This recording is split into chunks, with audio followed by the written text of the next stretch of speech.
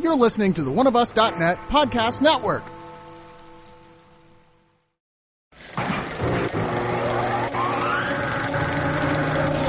Something's coming.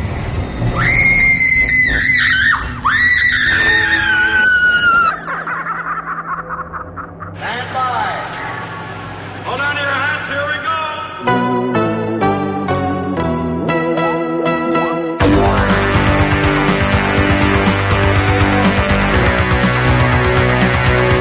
Welcome to the ScreamCast, episode 121. I am Sean DeRager, and with me is BJ Colangelo. What's up, what's up, what's up? Yeah. Also joining us, I guess, is Brad Henderson. I mean, I'm in a good mood, and I usually am grumpy, but you know what? Fuck you. Thank you. We're reunited. It's a good night. Totally. Yeah, it's been a little while, right? It's been a lot of while. It's been a spell. But, been some time. You know, it is what it is. Today, we're just going to get down to brass tacks and raw dog it. We're going to go straight into some Vinegar Syndrome, our Vinegar Syndrome Extravaganza. Yeah. Next week, we'll pick up on what's on our doorstep. I have some fun stuff to talk about next week. But in the matter of time, I mean, Vinegar Syndrome has been putting shit out like crazy. We're a little bit behind on covering their stuff. So today we'll be covering their September package and their October package. All about October packages. Heck yes.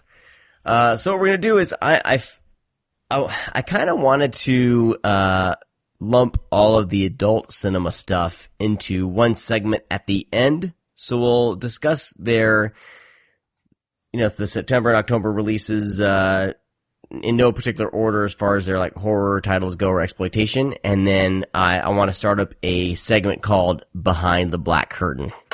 Ooh. For the Vinegar Syndrome episodes. So it was actually Red Doors when I was growing up. Was it Red Doors for you? For me, in the VHS store, it was basically a closet covered in a black curtain. Mine was a beaded curtain. Yeah. Like a disco shiny one. Nice. And what was weird is that in the closet it was pornography and horror films. So I guess we know why I turned out the way I did.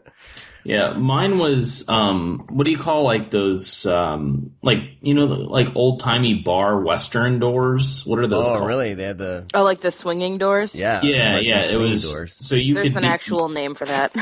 What are they called? Western swinging I have doors? no idea. Well, I was trying to be all, like, fucking smart and shit, but, I couldn't think of it. Hey, stick to what you know, Brad. The Western swinging doors, they were, so you could see the bottom. For me, I couldn't see over the top because it was, young, but I could still see the bottom. And then when they would open, you could catch, like, a glimpse. And I very first noticed it because we didn't have it that I can remember in Florida. So when we would visit Ohio, they had video time up there, and in every video time they had a pornography section, and it would be through those doors. And I would like linger because it was always near the horror section. So I would try to Is Noah joining the show? Noah's joining the show. He's crashing the show. I like it. Does he want to talk about video time and Red Doors? He's not old enough. By the way, they're called saloon doors. We're just dumb and didn't think of the most obvious thing. name. So the saloon doors, I would, they were at actually every store, and I would just linger. I was always in the horror section anyway, but I would like linger near just so if I could catch a glimpse of, the front of boxes. But every once in a while, they would slip in the horror section some kind of softcore horror porn. And I would grab those, like, accidentally, because I would think that they were horror films, but they turn out to be, like, somewhat, pornos, like Dracula Sucks, which Vinegar Syndrome released. There's another title I've mentioned on the show a couple times called Midnight Intruders that I was really into. But yeah, man, I miss those days of, like, trying to, like, peer into there. Now it's just, like, I open up my computer and it's my homepage. Weird. But anyways, So we're gonna call it Behind the Black Curtain? That's what I was going to call it. I mean, if that's fine with you, it doesn't matter to me, man. I feel like it, maybe the back room or something. Because there's always room? Yeah, like the back room. Yeah, the back room. The back room. Okay. Even when, after we moved to Florida, a lot of video stores didn't have that, but we found one. There was this other video store that opened up, and I was just searching one day, and this is when I was a teenager, and I was with my mom, and I'm going past, going to the A section, getting down to the Z's, and then all of a sudden there's this other door, and I was like, what the hell is this? My parents started renting from there, I found out. Have you been to a family video lately? I was at a family video when I actually visited you when we were in Ohio. I went to one, but I didn't see anything there. Because what they do, and they're like these secret doors that you look at it and it looks like the door to a utility closet or, employees only or whatever. But there's a very small little placard that's must be 18 or older to enter. And then you walk in there and it's completely closed off from the rest of the store. It's very similar to how their video game section is set up, how that's usually in a little pod. But the only difference is that it's not open for people to just walk into. It's closed with a door, but Family Video definitely has porn. But it's always some bootleg, sketchy shit. It's never anything good. It's the stuff that has just been turned into tube sites at this point. But we went in there just to see what they had, and nothing great. Nothing worth renting. It's a sound of disappointment. Yeah. I was really excited. I was like, holy shit, this still exists. Oh, this is... Oh, it's lame. those, you get the 8 hours compilation videos and stupid shit. Yeah, they don't have, they don't even have fun parodies, which you think they would. It's all just, there's a lot of money in that. You would think that there would be some... I'm sure there is, but not even around... obviously it's illegal around here. But, if you actually have a store that sells and rents, newer porn and parodies, let us know, because I would like to know if stores are, video stores are still doing that, if there's money in it. Because you get everything for free, basically, on the internet now. Yeah. So, I'm kind of curious if there's... you could do that with movies, too, but porn's just different because... Going out and renting porn, you're showing your face. You can just do it at home now and, at your own privacy. Which, there's that thing. Going out and renting a movie is no big deal. But I remember, when I worked at Blockbuster, we didn't have porn, but we had some soft core stuff.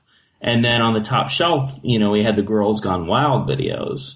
We had a lot of those. And men would rent them constantly. But it would be super secretive. They would come in early morning or super late at night and just hold their head down. And it was dude, don't you have anything better? Watch real porn. Why are you watching this, kind of dumb shit? I'll buy porn from people and just slowly put it on the counter and just look the cashier dead in the eye and never break eye contact. I think that's funnier. You remember my face. You know what I'm into now. Awesome. So we'll call it the back room. Yeah. All right. Yeah, I like that's it. True. So that'll happen closer to the end of the show. So that'll be some good time for all. I'll do a special little intro. Little for it. sound intro. Mm-hmm. Well, you could use the Vinegar Syndrome music because I think they sent that to us, right? Yeah, I've been using that just to introduce the permission. segment, but we have permission to use it. Yeah. We'll do something. It'll this time maybe not, but I'll whip up. What do you mean something, this time maybe not, Sean? Well, I don't know if I'll have time. I want to get this show out to everybody, but if I have time, I will. But by the next show by the next Vinegar Syndrome show for sure, I will have a special intro for the back room. Just rip some moaning off of hot and saucy pizza girls. Oh yeah. Throw it in. Yeah. There you go. It'll be fun. Saucy pizza girls. All right. So let's see here. We just jump right in. I don't even think we even need to decipher if it's October or November. They just need to buy both. Well, I just have the website up and you're gonna be all fucking professional. Yeah. Let's jump into 1973's Count Dracula's Great Love. Oh man, you're like blowing your load like quick. This is directed by Javier Aguirre. Wow, dude. Just don't even do it. Sean still can't read. Jesus. Awful. What's the pronunciation? Do you guys know? No, I'm not going to try. It's probably Aguirre. Probably. Javier Aguirre. I always like, that's Aguirre. still incorrect. Javier Aguirre? Aguirre, yeah. That's Something like that? I could be butchering it, but I went to school with a girl whose name was, instead of the E, it was an A, and it was pretty similar, so I'm guessing. That's a pretty good guess. I should guess better because I live in Southern California. I think you do a good job. Yeah, I'll get better. That was like the most I've ever been. So, this is a film very much in the same vein as kind of the Hammer horror type. Sean. Huh? No way.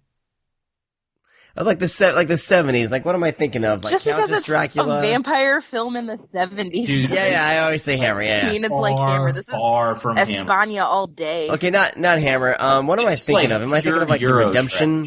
Eurotrash. Okay, Eurotrash. This is Eurotrash. Yeah. Okay. It's a vampire. Like, I always lump these vampire flicks, especially the 70s ones, all together because I really dig them. It never has like this gothic like darkness to it. This movie has lights on everybody. Yeah, it's pretty bright. Like and blood. It's just so fucking trashy. Like, I love the brightness of like those dresses that they wear. Oh, yeah. Where it's like, they look like fucking Easter bonnets, and it's just all pastel, and just, I love it. Yeah, and there's fucking red everywhere. Yeah. And the blood is red, too. So, the plot is basically this carriage breaks down, these women and these gentlemen, what year is this? This is what, the, 1995. No, this is like the Victorian, right? Era. Yeah. 1700s, we're going to guess. 1800s. Something like that. I don't even think there's a Probably date. in Spain. I don't think there's either. It's just classic vampire, make things look old. Yeah, it's a fucking castle. There you go. So they basically, the carriage breaks down a castle. I think you said carriage. I think that, solidifies that it's 1700s. Yeah. 1800s, somewhere. Before cell phones. Little do they know, of course, that the doctor, Dr. Marlowe, is what he goes by, but little do they know, but we know he might be Dracula.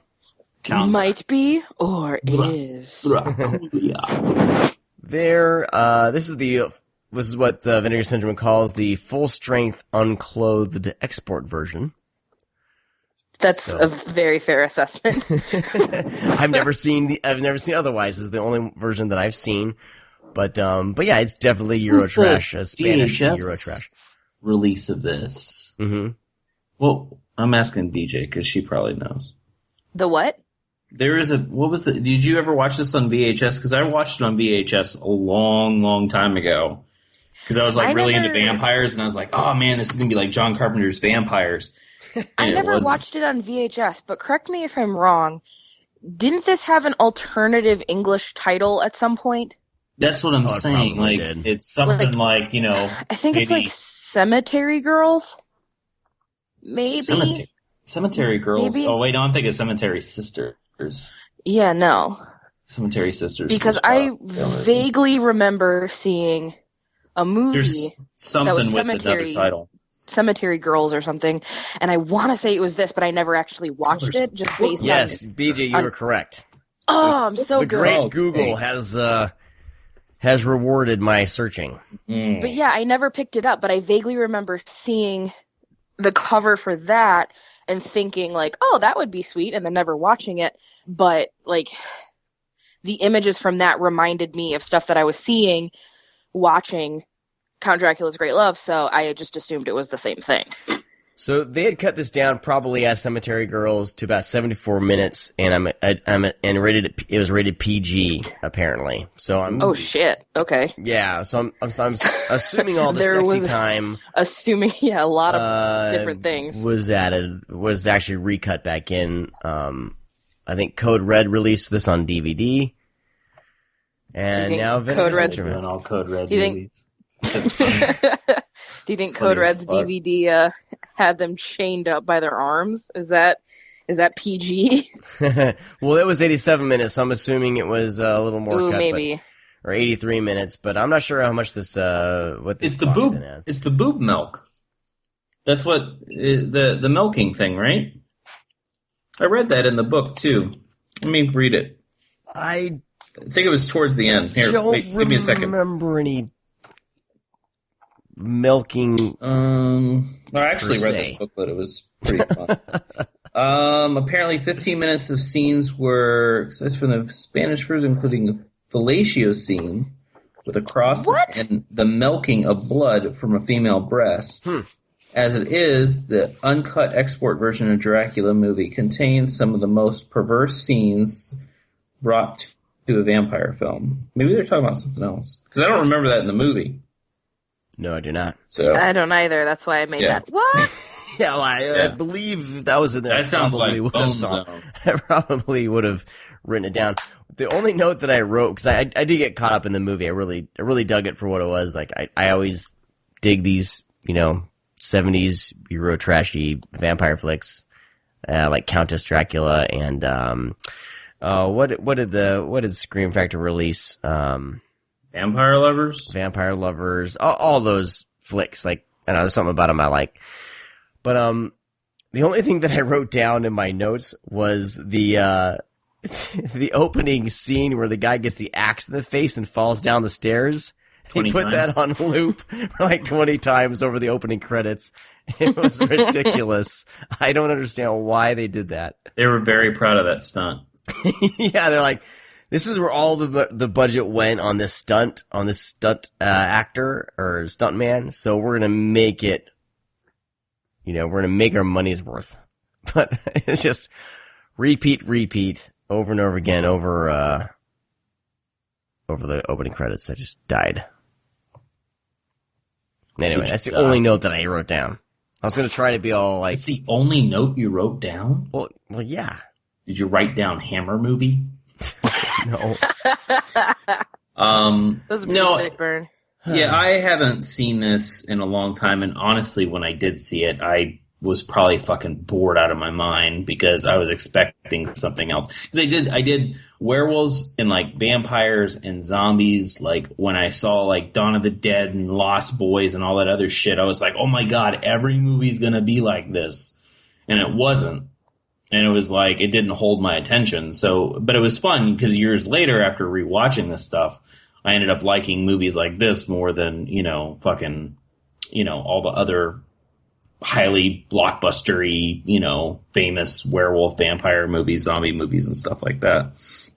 But this one, I enjoyed watching this time, mainly because I just kind of like the dirtiness of the film. And, if we can talk about Paul Nash, he's been in so many fucking Euro horror and trashy movies, a few werewolf movies, vampire movies, and he's not really a skeezy guy, but he, like in real life, but he portrays like he has this like really dirty quality about him that I've always really enjoyed. Like he's not like the perverted like uncle or something. Like even in this movie, he's not like perverted or anything like that. He's just like, ladies like him. He bites them. He likes to look at boobies, and he's got fucking brides around him. And I think it's a pretty straightforward movie. I think it's just really pretty to look at, because watching these kind of Euro trashy movies in HD brings kind of a new light, because we're not watching it on gritty VHS that's probably, duped and bootlegged. We're watching, kind of the original, how it was looking in the theater more than likely.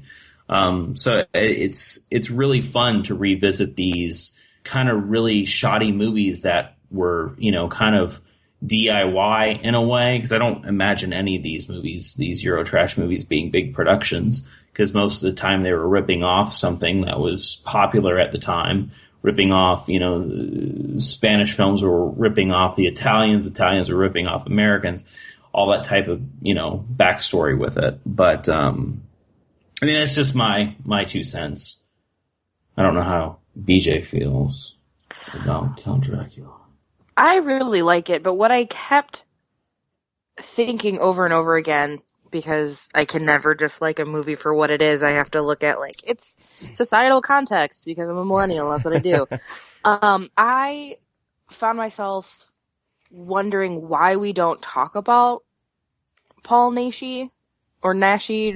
It's Naschy, yeah? I think it's Naschy, yeah. I always say Naschy. But why he isn't brought up as one of these great figures in the same realm as Lugosi or Chaney. Obviously hardcore historians are going to bring him up, but he did everything. He was a Wolfman, he was Dracula, he was Frankenstein's monster, he was Fu Manchu. He did fucking everything. And yet, watching this, I was like, oh shit, I know this guy, what do I know him from? And I was like, oh, that's right, everything.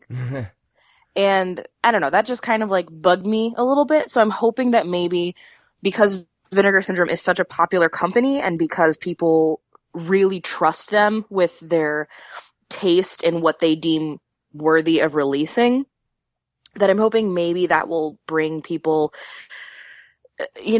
more attention to his filmography. So then that way they can expand their palettes. I don't know, I really did enjoy this movie. I thought it was a lot of fun. I like that his last line, of, calling her name made me think of, Candyman a little bit. Which is, a stupid comparison, but whatever. But yeah, I think that it looked really, really nice. And I think what I like most about Vinegar Syndrome releases is that they make the films look good to what the films should look like.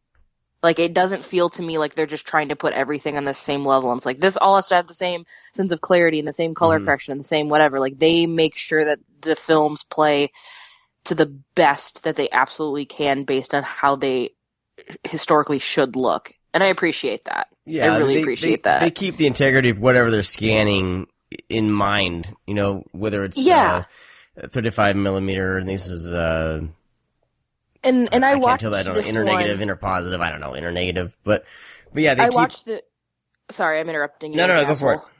I was saying, I pretty much just binged everything that we needed to do, and I watched this one between two of the 1980s films, and it was just really kind of a head trip a little bit to watch the colors just jump so much between all of it, and I was like, God, they really know what they're fucking doing. This looks great. Mm-hmm. But yeah, no, I really like it, and I think if people like Eurotrash, they'll enjoy it. I highly recommend people to look into more Spanish cinema, because Spanish cinema is really cool. It's really, I think there's enough different about it than, say, the Universal versus Hammer debate. I think Spanish is definitely in a league of its own, and it's colors are more vibrant. It looks prettier. It doesn't look, because I like the way that, the Universal and Hammer films look, of course. I'm a fan of those. But there's something with kind of the vibrant colors and cinematography, that, I don't know, it's just a little prettier to look at. I like the Gothic look, of course. But I think that they're a good way to bridge lights are turned on. I think that it's a good way to bridge between Western cinema and Italian. I think Spanish is a nice entryway. If you don't want to completely throw yourself into Italian cinema and have your fucking head explode because you have no idea what the hell is happening and there's just so many colors, go to Spanish. It's it's an easier transition. Yeah. Awesome. But no, I agree. I think some people look at this and maybe think it's a hardcore film, and it's not. It's just just a Euro trashy movie, so there's no P in the V. Well, there is, but you just don't see it. Well, that's one of the things that I miss films that just happen to have sex in it. Like, and that's a you film don't see it anymore. Right. It doesn't happen. Like, it's either they can't allude to it at all, or it's porn. Like, there's no, hey, here's a movie, and surprise, there just happens to be sex because it, quote unquote, makes sense for the story.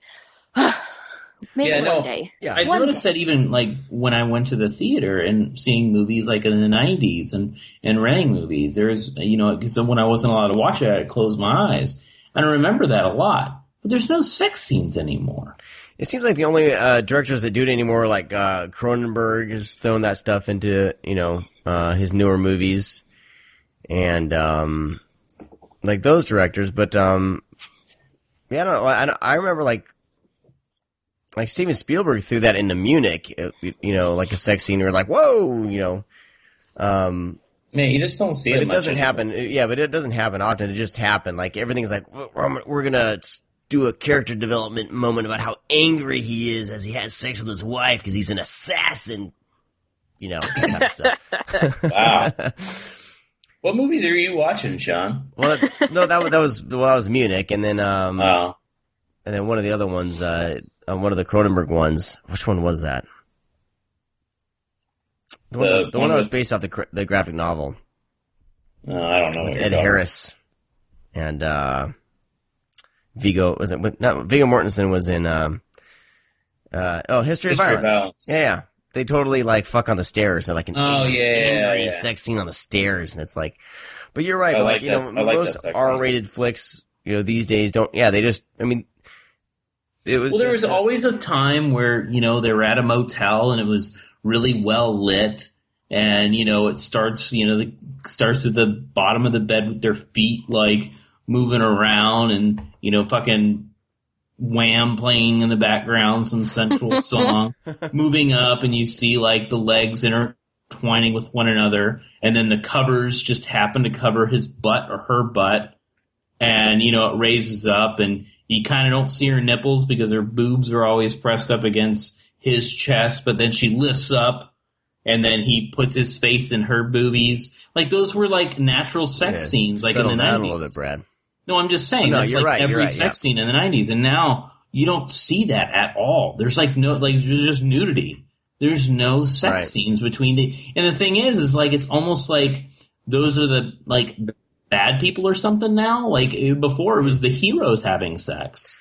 Oh yeah. And now you just don't see it at all. Dude, you had it in freaking Backdraft. You had like.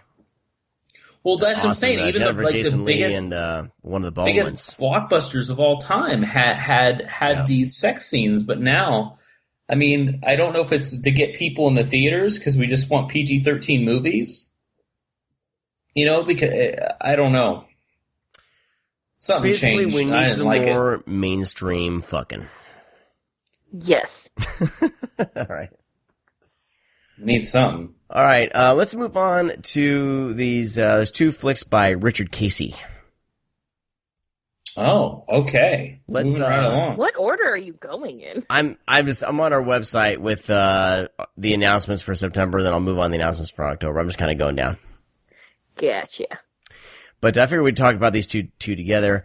Since I was changing around my office and I had my TV, I just got it put back up today. I did not get to Horror House on Highway 5.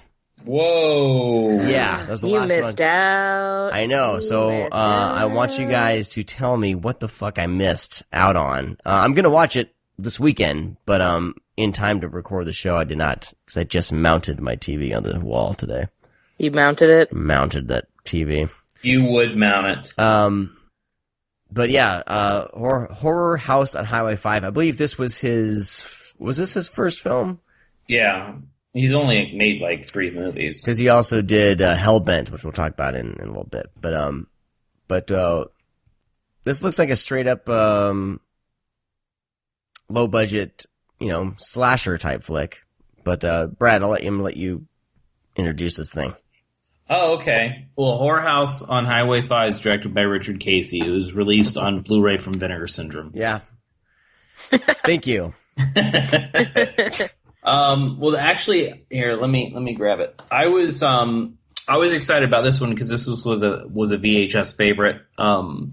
When I was younger. I know I've never watched the sequel to this film that Richard Casey has made. I guess it's a sequel. Horror House on Highway 6? Yeah, he made it like I guess in the 2000s or something. Oh, that sounds like a terrible thing. Yeah. Well, I kind of want to see it because I never knew who like. I knew that he made this movie. I never saw Hellbent. That was a first for me for watching that. But rewatching this and then watching the fucking interview with him, like the interview with Richard Casey on Horror House on Highway 5, may be the best thing that Vinegar Syndrome has done. It's very memorable. It's comparable to the interview with the neighbor from the Slumber Party Massacre disc, when he just like starts going crazy and starts reading poetry and shit. He's not reading poetry, but Richard Casey is a very eccentric person. And he is very happy with these movies. He loves these movies, and he loves the people that he worked with. He's also maybe just a tiny bit crazy. Do you think somebody who would throw in a line that says, "Look at you, you've got a boner," isn't a little bit crazy? I'm just gonna throw that out there. So between a Nixon mask, killers, and fucking, some Nazi shit, this movie kind of has it all, and it's really fucking weird, and it's just a good time. Like it's one of those. Like, it reminds me, it might have even fit better if it was shot on video. That's kind of like a good way to explain like what you see. Like, it reminds me of like cheap, weird shot on video movies, but they just happen to be having a 16 millimeter camera instead. Well, looking at that, I mean, that's looking at the pictures and screenshots of it. That I totally got the vibe from that for sure. I either want to have a triple feature with Horror House on Highway 5, Elves, and Hard Rock Zombies, and do like a Why Are There Nazis marathon, or oh my god, that would be great. Like, and all of them have kind of that same aesthetic of like, but really, what the fuck am I watching? Yeah, oh, it sounds like election 2016. What the fuck are Nazis doing here? it's sorry, got a political. It's very. It's ludicrous, is what it is, and not the, what's his real name from Fast and Furious? I don't know. I was trying to make a ludicrous joke. I just failed. Oh, God. I actually don't know his real name. He's just ludicrous. Chris Bridges. Man. Chris Bridges. Oh, there you go. Wow, that was a really bad joke. I am so sorry. But anyways, like, it's just incomprehensible. You can't even understand what the hell is happening. Like, it's just scene after scene after scene, and it's just goofy shit that's happening. People are dying. People are being held captive. The scene where she's getting away and she's like dancing with her hostage. Like, I'm like, oh my god! Like, who thought of this? Too, that it is like the most unsettling Nixon mask I've ever seen. Oh my god! Like, I don't understand why it's so much scarier. Like, I have a Nixon mask in my living room, but for whatever reason, this one, like, it's too rounded, and I don't like it. Yeah, I mean, everything's odd about the film, but it's the charm that Richard Casey has in these films. I mean, Hellbent's definitely, well made for its time and budget, and you can kind of understand it a little bit more. But with Horror House on Highway 5, I mean, if I remember correctly from the interview, like, they filmed this over a period of numerous years. So you have to think that continuity-wise and story changes, Like, they are just like, do we have enough money for this scene? Probably not. Let's just shoot something else since we're all here. That's kind of what it felt like. And then it's just all pieced together to complete, 80 minutes, 90-minute movie. And then they just slap it in theaters. It gets picked up because it's a horror film. And then that's it. And that's the film. And they kind of like even talk about that on Hellbent with the special features, because it's like, oh, I made a movie for this much. I made this much. Hey, want to do another one? And he uses the exact same people too. Like most of the people that are in Whorehouse and Highway 5 are in Hellbent. But, it's just one of those things. It's that guerrilla type filmmaking where it's just like, I have some money. The movie industry's hot right now. Anything's going to sell. Anything's going to be put on the shelf because companies are dying to just pick up anything. I mean, look at the films that were made in the 70s and 80s. I mean, mainly the 80s. Like, shot on video stuff was getting into Blockbuster. Like, there's no way in fuck you're going to get a shot on video movie into fucking, if Blockbuster still existed. You're not going to get fucking 5 copies of a shot on video film in a video store unless like it's super popular and it's like kind of a, hipster video store or, something that's like, not that Vulcan or anything's like hipster, or those stores that carry everything. But it's just not going to happen. You're not going to go into a video store and see fucking Massacre video titles by, the dozens on the shelf. You're going to see maybe 1 copy. But Whorehouse on Highway 5, back in the day, there could have been 5 copies on the shelf because it was a new release. So that's kind of part of it has the charm. And, they actually did make an enjoyable film. It is a little batshit. It obviously is strung together as the best as they can.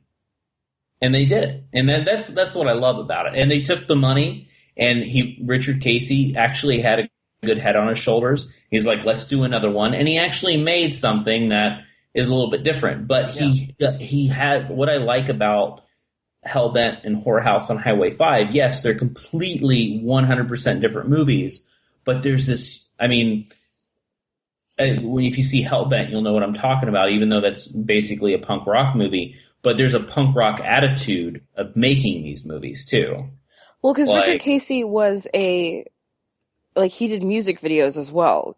Right. In which he has, as the special features on these movies, too. What time do you have where you actually get to watch special features?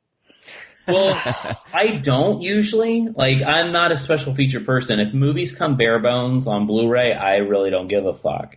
But every once in a while, because I heard someone say on a forum or something, the special features on Whorehouse on Highway 5 are great.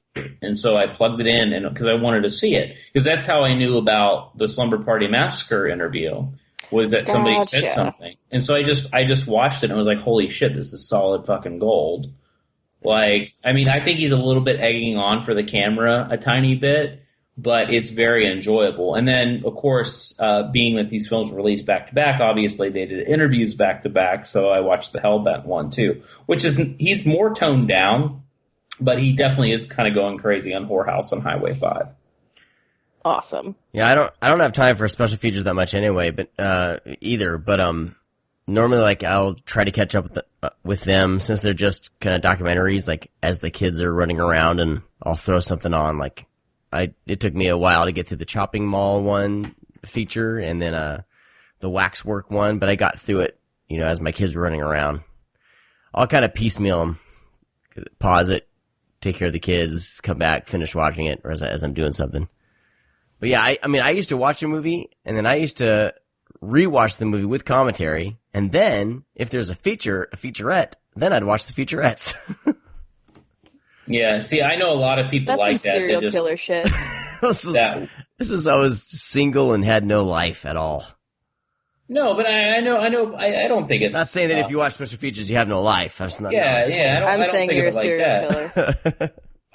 it's just one of those things that, people like dissect the entire disc, and a lot of people are like that. And that's another reason why, Scream Factory, Shout Factory is so popular, is because they do stack these full. But all I care about is the fucking movie most of the time. I don't care about special features, but if special features consist of shit like this, then I'm always down.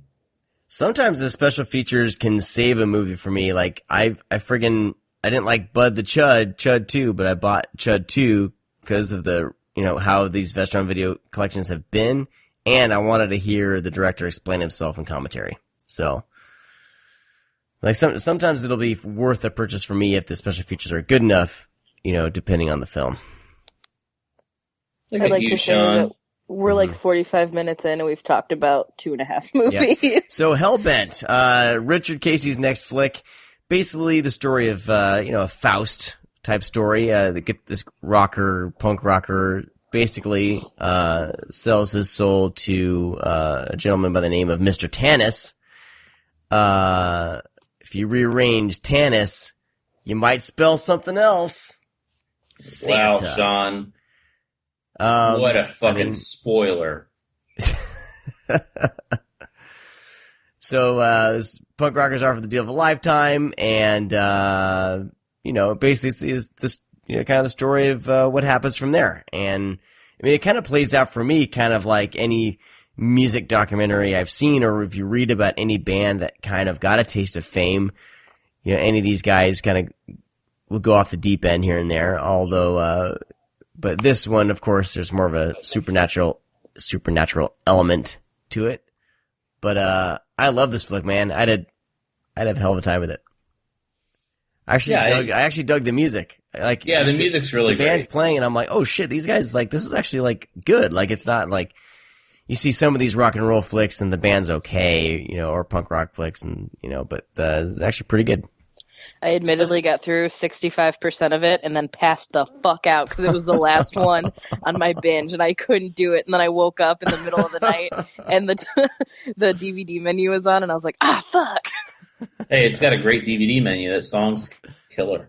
Yeah, it was pretty sweet. But yeah, that's Richard Casey, and like even like Whorehouse and Highway 5, like the music's great. The music videos that he did, there's a music video on Whorehouse and Highway 5, but like, yeah, it's like, I like this is very similar to me, like as if Punk Vacation actually had music in it.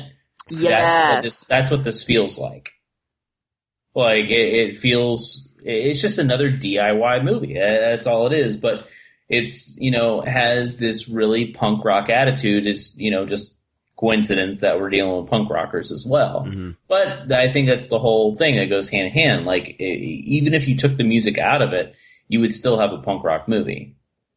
And I like Richard Casey's attitude. I just wish he would have made more movies. He just I think he's only made 3, like I said, which, between these two, they're completely different. And I really do love it. I think Hellbent's great. I do like Whorehouse on Highway 5 more because it's more my speed, but I do kind of like that, there's something with, when was this movie made? Hellbent? It was, 88, I think. See, this feels like pure 90s to me. Like, it's getting close. I know, but I'm just saying, like, it feels like that, like, the look of the movie is very 90s.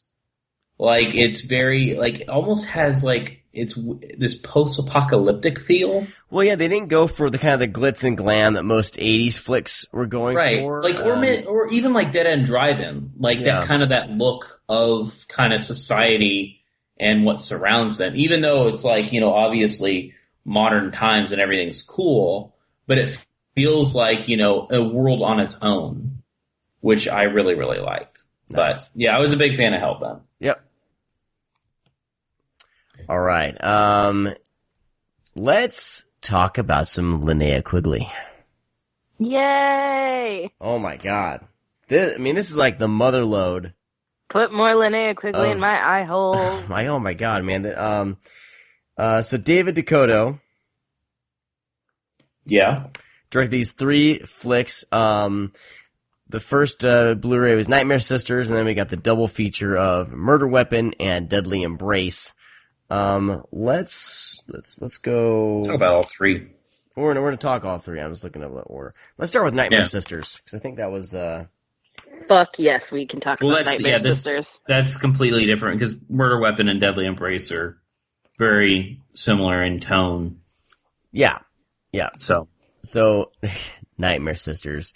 Where do we start with this one? It starts off very tame and kind of quirky comedy. Like you're like, oh, just trying to be a weird comedy with these, Are they all in college? Right? They're in college. Yeah, right? they're sorority sisters. And so you got the sorority guys, and then you got the sisters, and this, Boy. Yeah, you're good at stuff, know. Sean. I'm horrible at this crap. I'm looking at too much stuff right now.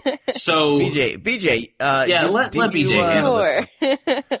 All right, so this one, if you ever want to know what kind of movie is straight up my alley, it's Nightmare Sisters.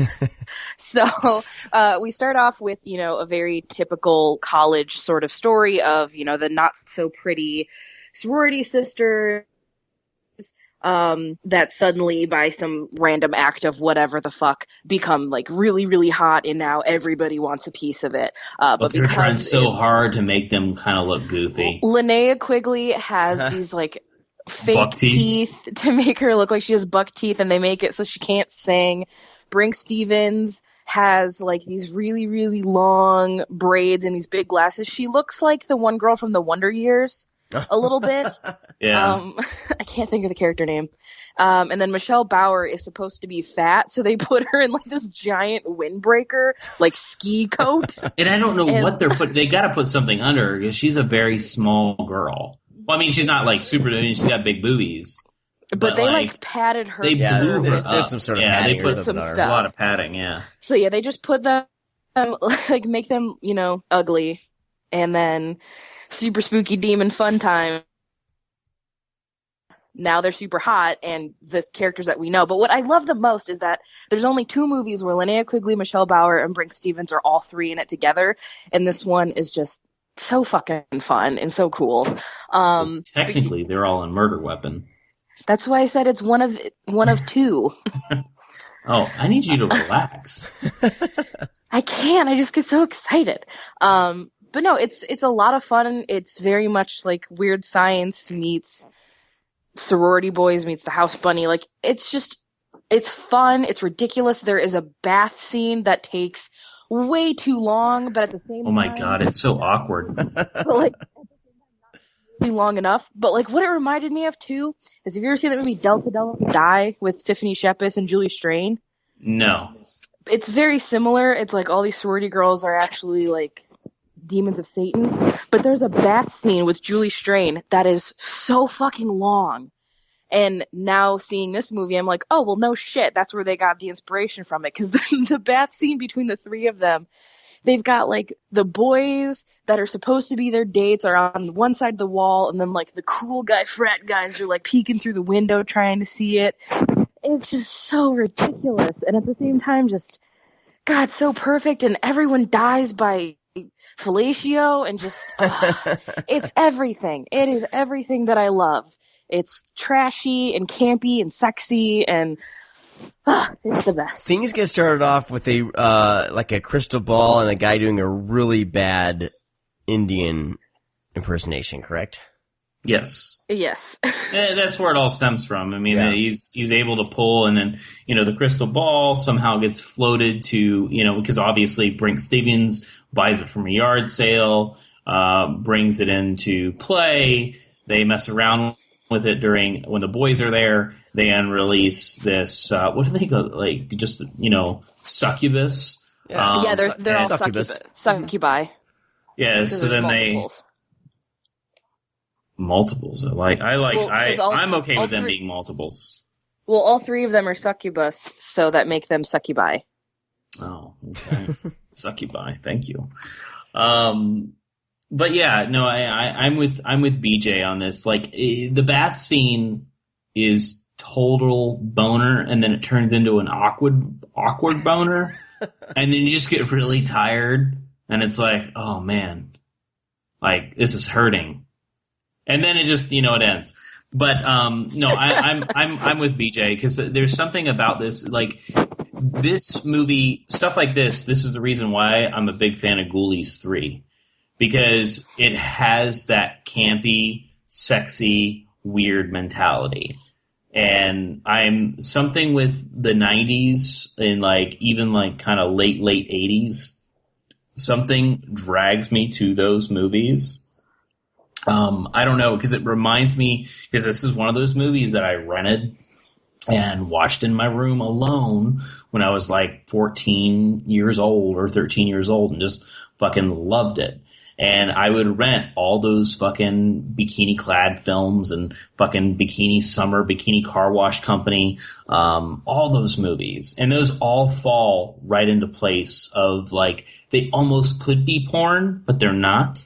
Mm-hmm. And obviously there is this, I mean, some of these, obviously these guys have directed porn. Some of them gay porno. But anyways, David DeCuto's funny because being his like background and even what he's done in the future, like this guy has done so much shit. Yeah. Like he's done porn, he's done campy horror films, he's done family movies.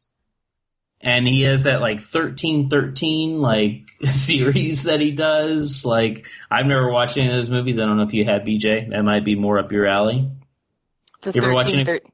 Yeah, his 1313 movies. Or maybe his Brotherhood series of the vampires. I've only seen the first one. Well, the dude's always working, man. He's Well, yeah, I know. But, I mean, these 1313 movies are very... Oh, nope. I've definitely seen the Brotherhood. I had to look at the cover art. Yeah, yep. The Brotherhood was very, like, it was in stores, like at Blockbuster, there was a lot of copies. And then, like, the sequel started coming out, and I was like, oh man, the Brotherhood 2. And I was like, wait a second. Oh shit. These are super homoerotic. Oh, they're turning into softcore gay porno movies. Like, what is happening?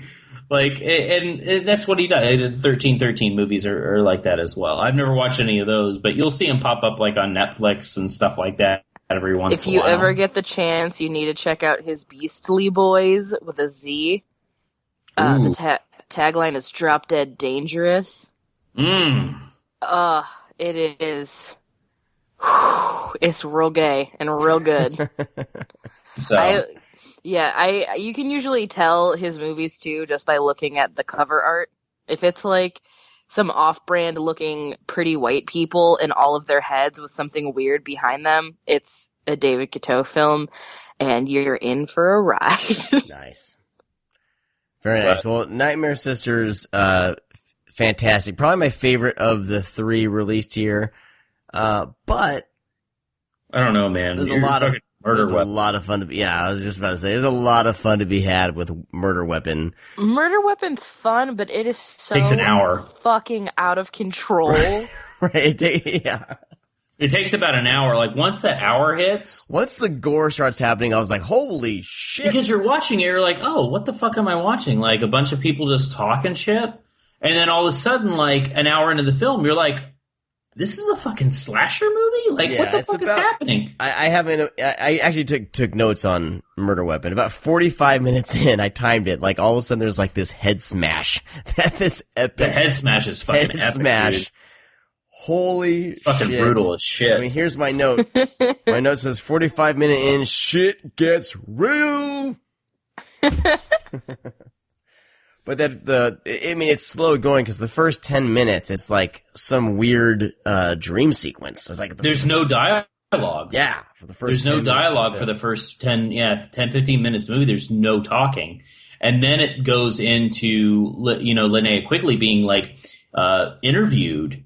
Like, and then it's just like it it's so out of place. Yeah. Because you're trying to decipher, like, what's actually happening, and then it jumps to her, like, with her friend, like, by the pool, and then she starts having, like, little flashbacks, and then you realize that they're just inviting a bunch of guys over. Yeah, I mean... And they're partying, and then death starts happening. You're like, what the fuck? Well, the plot basically is these two girls, at some point in their relationship, in their lives, were in some sort of mental asylum.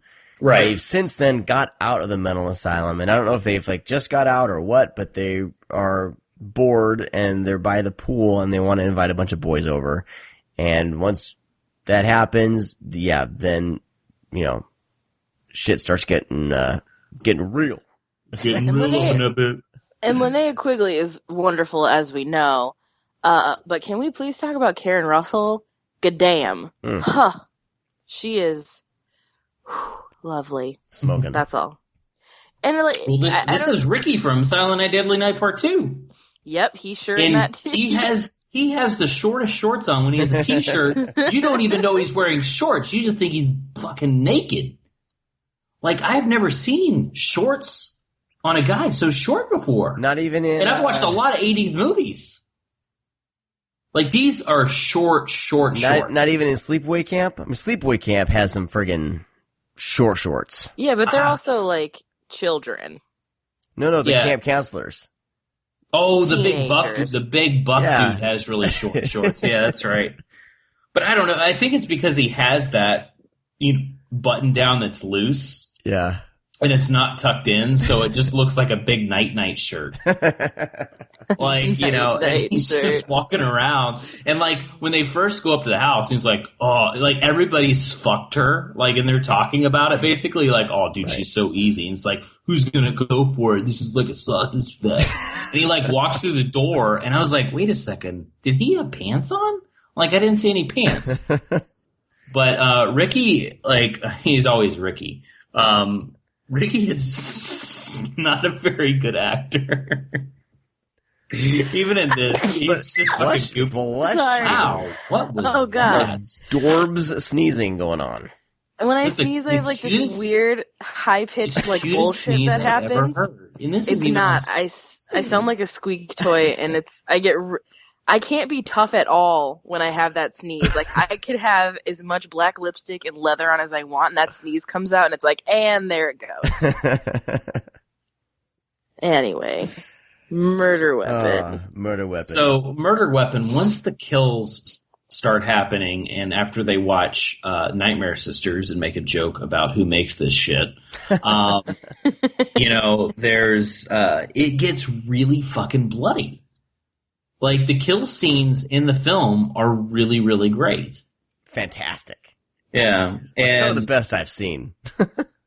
And, like, yeah, I know, I agree. Like, I was watching it and just kind of, like, I remember watching this this is another one of those, like, all these movies I watched when I was younger, because I would rent as many, like, things that looked like they had ladies that would be naked in them. I rented them.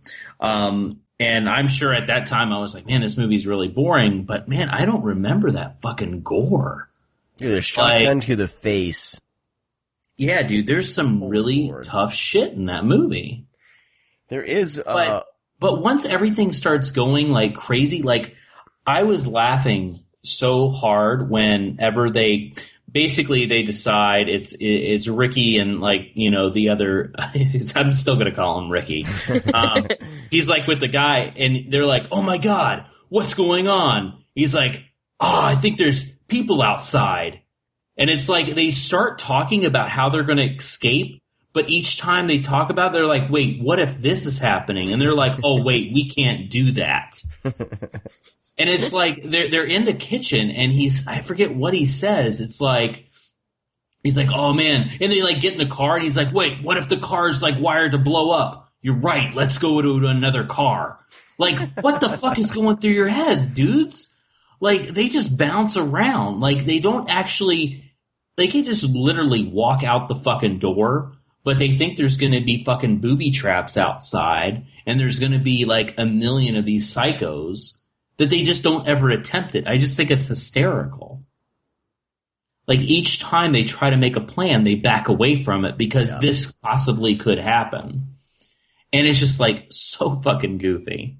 And Ricky fucking gets it. Yeah. It's funny. Ricky gets it. There is a scene where one of the characters near the end is walking into the house and it's supposed to be nobody there, and there's a crewman like drinking a Diet Coke. Just kind of standing there. But you know what? He's coming down the stairs and he's turning a corner, and that's when he finds his friend shot. Or the guy that he fucking hates, basically, and they become besties. But yeah, I want to. You could say Diet Coke, but in my mind, it's probably a beer.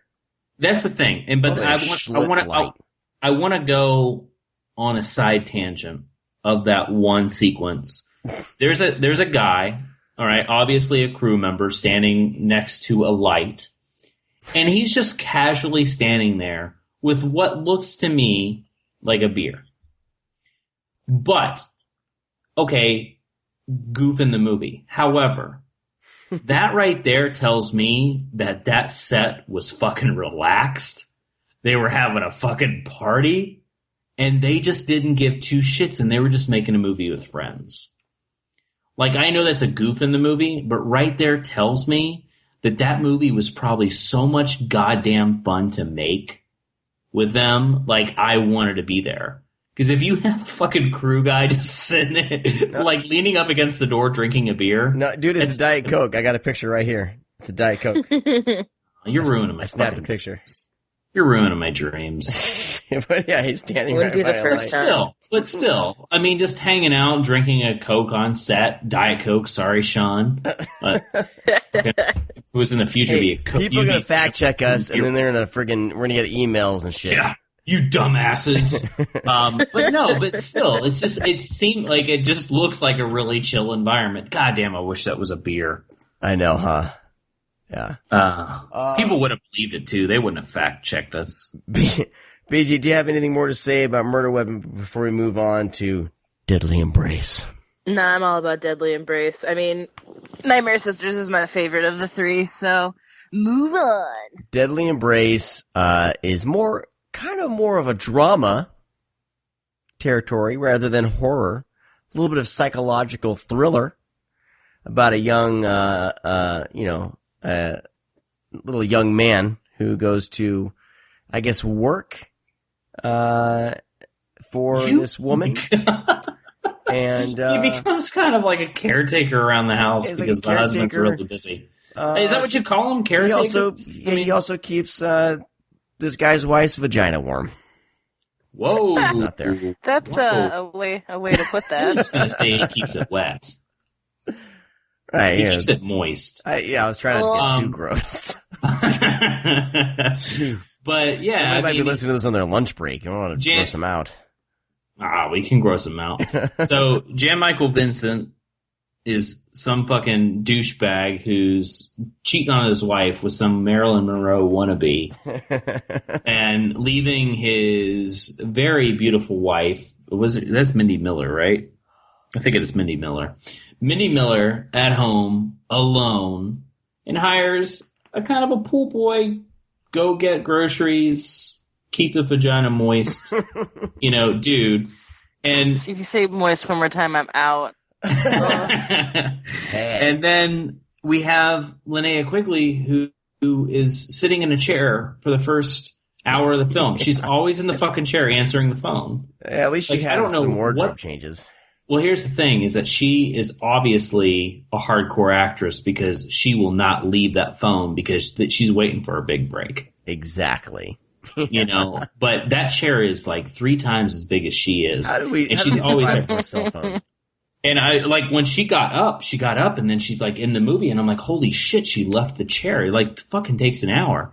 So basically he's there keeping the vagina warm and, some shit goes sour. He decides, hey, Mindy Miller, I'm not really into your cold vagina. I want Linnea Quigley's vagina. But what's up with the fucking sex demon and Michelle Bauer? Yeah, I was just about to bring up the female spirit of sex. When you have, Linnea Quigley plays, when she has those kind of, strobe light disco sex looks, it's Linnea Quigley. But instead of Mindy Miller being there, it's Michelle Bauer. Yeah. And you're complaining? Oh, no, I'm not. That's just an odd choice. I mean, we get to see Mindy Miller naked, and we get to see Michelle Bauer. But I actually fast forward the commentary to see why they chose Michelle Bauer and not Mindy Miller. And then that blonde-haired dude guy shows up and makes out with her, who's not in the movie at all, other than that scene. But he's like, yeah, David's like, yeah, she was like in the area, so we called her, and I just made up some Spirit of Sex character, had her take off her clothes for a day, and called it that. It's like, so it doesn't serve any fragmented purpose to the film at all. It's just Michelle complaining, which I am completely content with. I'm surprised they didn't use Mindy Miller. And this is the worst hidden camera ever in any movie.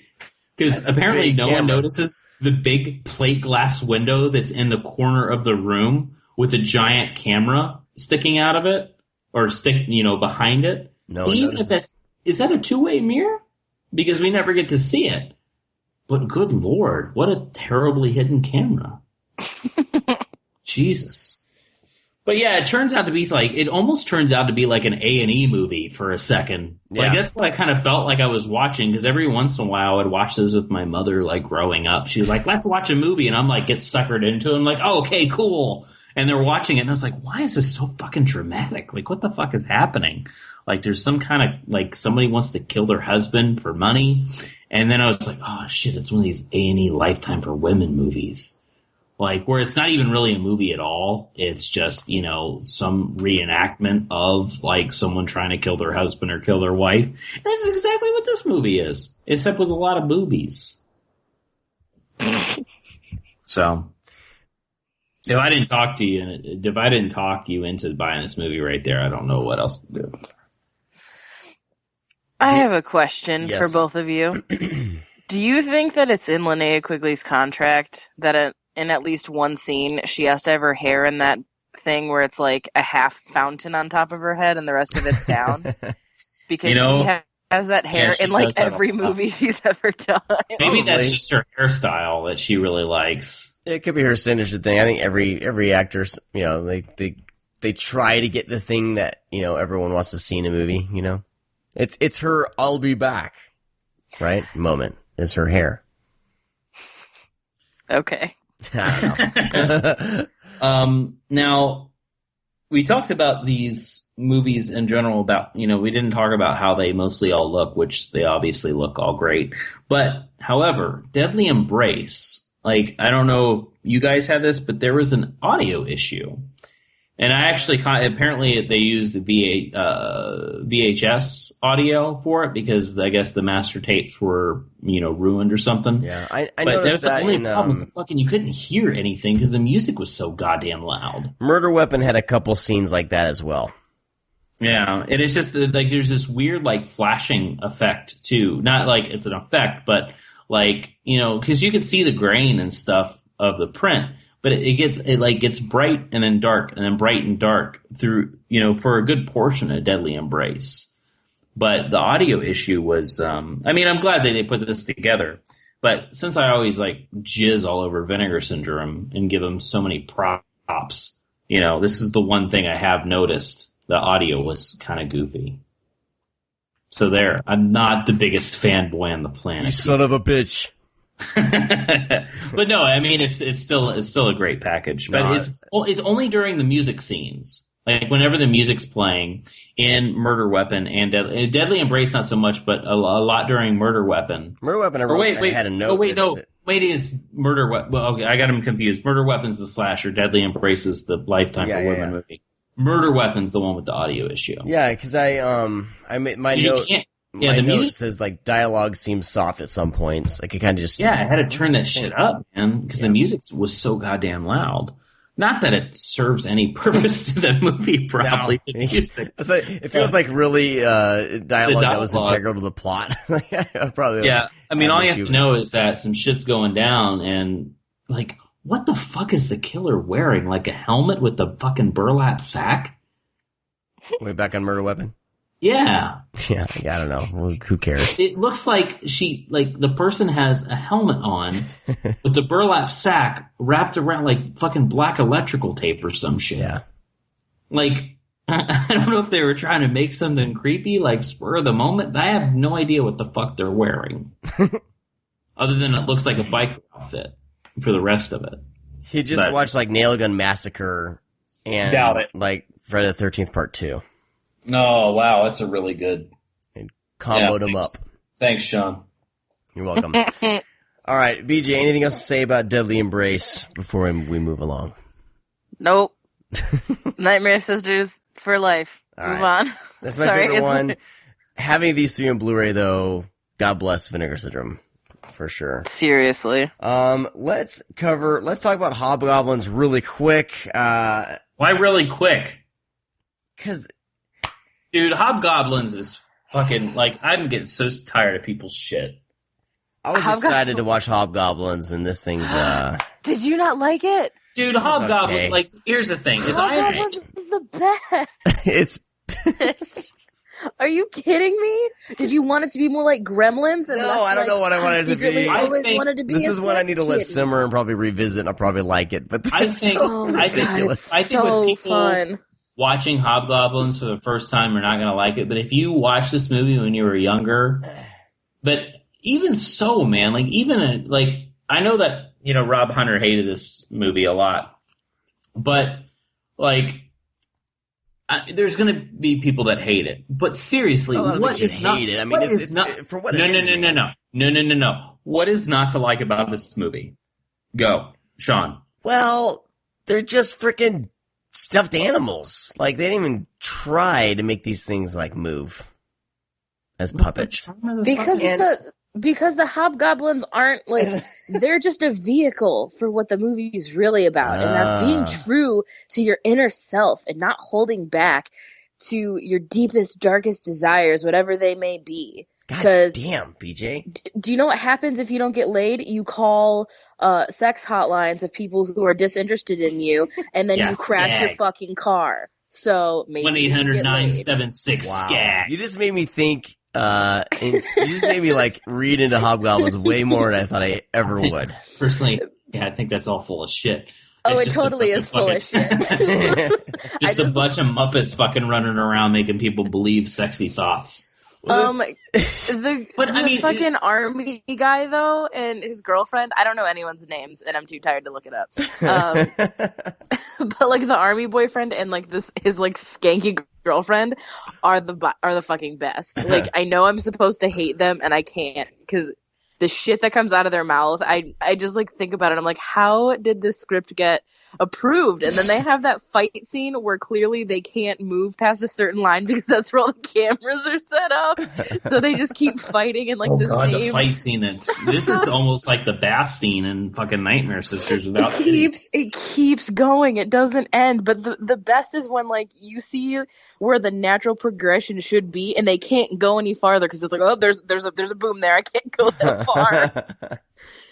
Oh, it's so good. Well, the funny thing is, it seems like they didn't even worry about the height of the Hobgoblins. Like all of a sudden, one is like as tall like as one of the actresses or. Are you seriously fucking picking on the continuity of? Yes. Hey, guess what?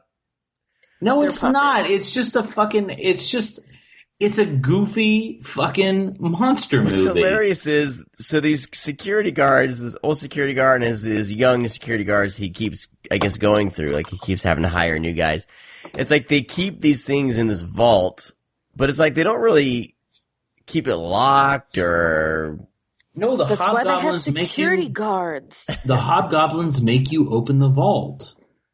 They draw you near that. Damn Hobgoblins. Deepest desires. And then guess who shows up? Fucking the dude that was banging Linnea Quigley and fucking Mindy Miller shows up as one of the thugs. Oh, shit. So that's what ruined his life, was Linnea Quigley and Mindy Miller. He ended up trying to steal Hobgoblins and get shot, Sean. Do you know how deep this movie is? Holy, I need to rewatch this again. Like, do you know what else this movie has? You can trace everything back to Hobgoblins. Every movie ever existed. This movie also has has a wonderful tale of sexual liberation of a young woman feeling stifled by society and everyone around her, and then she finally embraces her inner sex appeal and goes for it, and she's fully satisfied. That's amazing. Have you written an article on Hobgoblins? No. I think you should. This is good stuff. I know. I've been so busy, I haven't been able to write anything, and I'm so angry about the election, so I can't not find, like, smash the patriarchy, fuck everyone. That's really why we didn't do a show for 2 weeks, because, like, we were just, like, couldn't muster up any sort of, like, you know, positive energy. Hobgoblins 3 times. All right, well, I mean... Hobgoblins is awesome. I mean, do you want to talk about about how the puppeteer felt while moving? The puppeteer was friggin' spiking his Diet Cokes. And wait, is that the guy that was in? Oh my God, this traces back to Murder Weapon.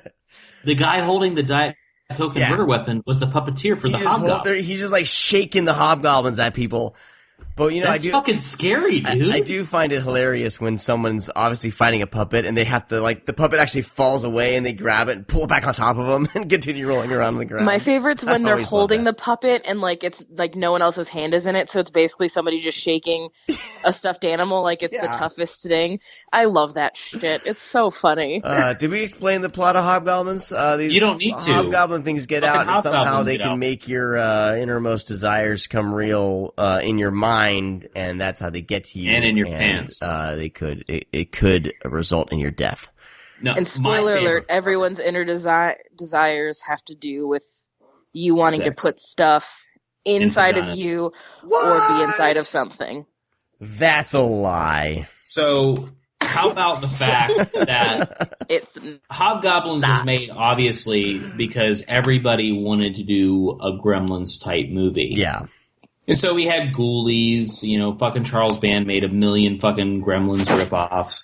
And then, you know, we had like Mac and Me and fucking Nuki and shit like that because everybody wanted Gizmo. So then we had like these cute alien things for, you know, a short while because of the success off of E.T. and obviously Gizmo. But I love in Hobgoblins, they're like, you know what? Let's make them really love light.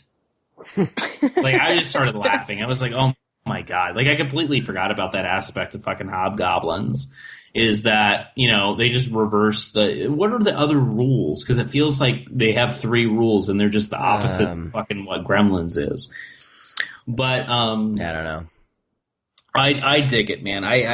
It's funny. It's so fucking stupid. It's over the top. I mean, it's literally like, to clarify what Sean means is it's literally a puppet on a person's hand or a stick. And the eyes are not blinking. No, because you can, when the Hobgoblin, like one of the worst sequences is when it rushes across the bar. You can see the guy behind the bar putting his hand just flat on the bar and rushing the Hobgoblin up the bar, knocking everything down.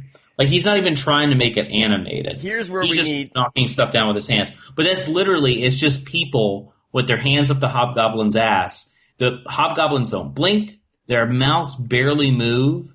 But they just, and they look like the weird rat ghoulie off of fucking Ghoulies.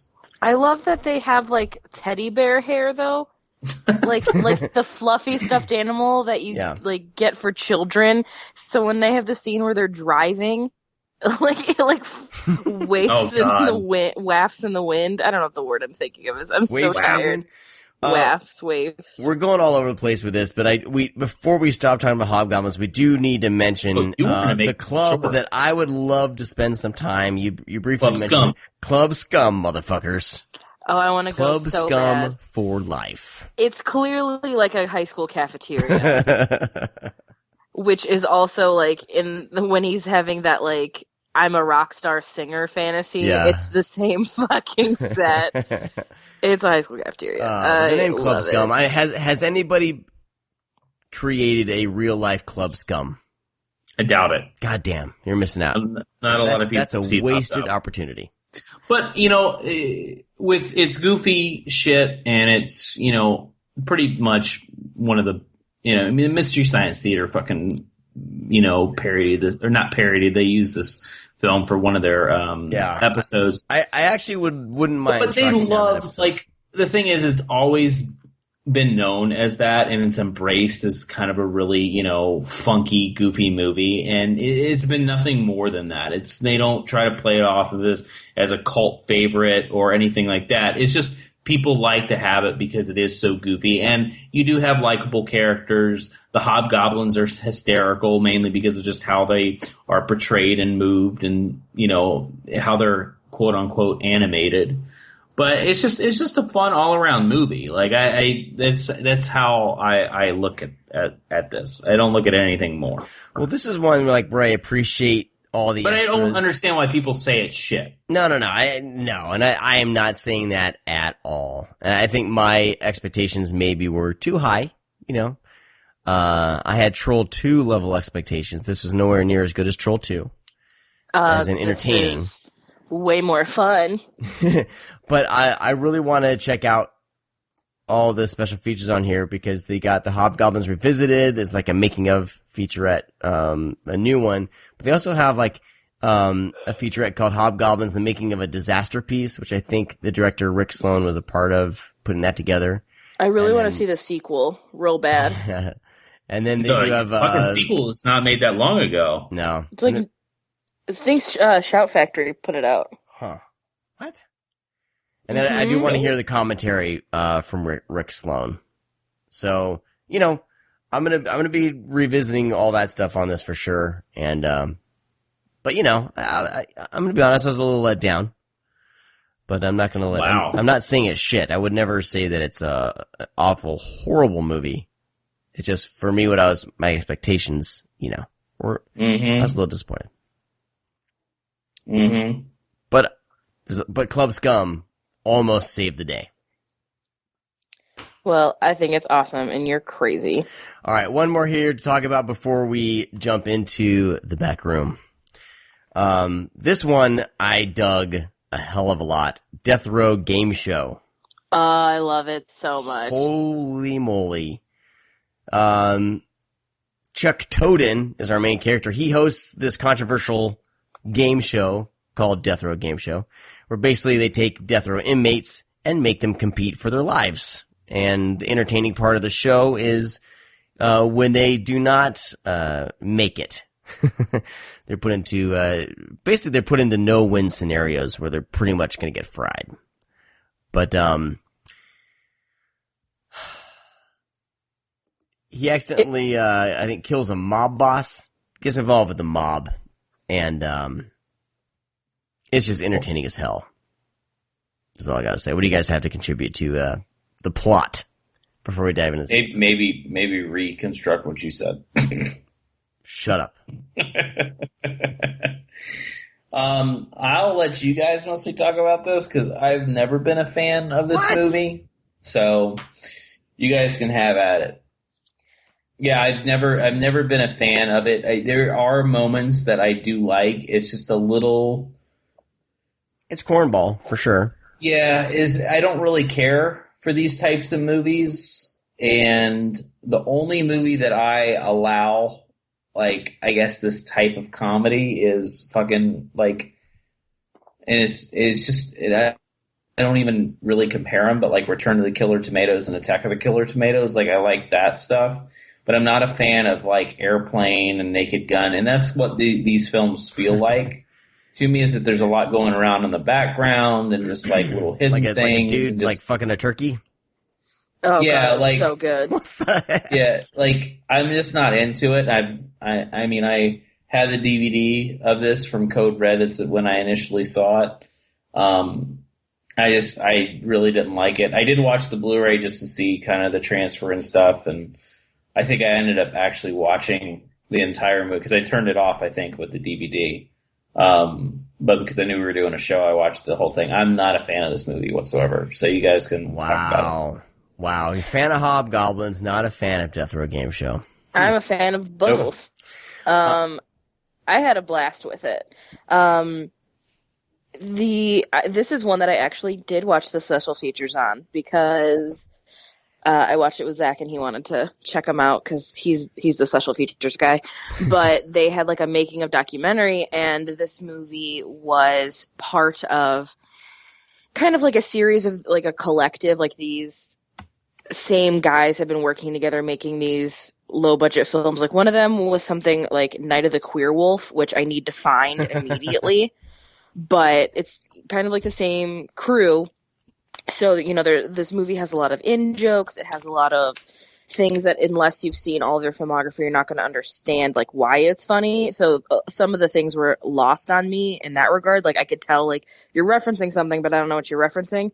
So it reminded me a lot of the style of filmmaking that Chris Seaver makes, like a lot of his films, where it'll be a completely different story, but, like, a character from an old movie will randomly be in it. And it seems like that's what Deathrow Gameshow did, which is why it's so off the wall.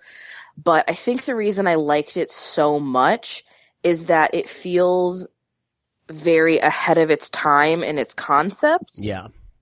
In the sense that all I wanted was for it to be remade by Charlie Brooker from Black Mirror, because he has an episode in season 1 called White Bear that is very, very in the same realm of, like, profiting off of people who are just going to rot in jail anyway.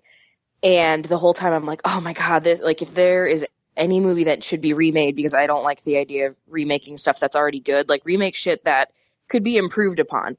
Deathrow Gameshow is definitely one of them. I think that, like, a sweet, gritty reboot of this would be really awesome. All of the effects in this movie are made for probably 12 cents. There's like a gas chamber that's clearly made out of cardboard and like a pool noodle, and it looks like an easy bake oven.